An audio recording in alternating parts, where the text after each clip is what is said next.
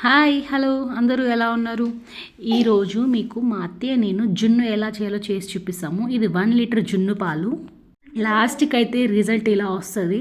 చూడండి, యమ్మీ yummy tasty tasty cake లాగా ఉంది కదా, అదిరిపోలే. చాలా ఈజీ అండి.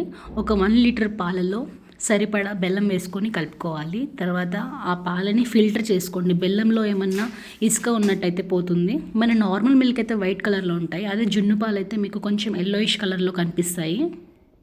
ఇది 3rd డే జున్ను పాలు. దీంట్లోకి ఈ 1 లీటర్ పాలకి నేను 225 గ్రామ్స్ బెల్లం అయితే వేసుకుంటున్నాను.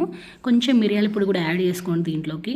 ఒక గిన్నెలోకి హాట్ వాటర్ అంటే కొన్ని నీళ్లు మరిగించుకొని దాంట్లో ఈ బౌల్ని ప్లేస్ చేస్తున్నాను. ఎంత వాటర్ వేసుకుంటే జున్ను అంత జ్యూసీగా ఉంటుంది.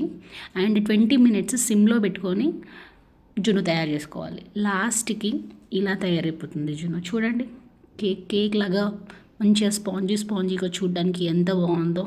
అండ్ పీసెస్గా కట్ చేసుకొని హాట్గా సర్వ్ చేసుకోండి. వింటర్ కాబట్టి, సమ్మర్ అయితే చల్లగా సర్వ్ చేసుకోవచ్చు. దేని టేస్ట్ దాందే. చూసారు కదా, జున్ను పాలతో మాత్రం ఇలా రెడీ అయిపోయింది. కొంతమంది పౌడర్తో కూడా రెడీ చేస్తారు. అండ్ దాని దీని స్పాంజినెస్ కొంచెం డిఫరెన్స్ ఉంటుంది. టేస్ట్ కూడా డిఫరెంట్ ఉంటుంది. ఈ వీడియో మీకు నచ్చితే లైక్ చేయండి, షేర్ చేయండి, సబ్స్క్రైబ్ చేయండి. ఇప్పుడు మా హస్బెండ్కి ఇద్దాము, ఆయన రియాక్షన్ ఎలా ఉంటుందో చూద్దాం. నచ్చేసిందంట.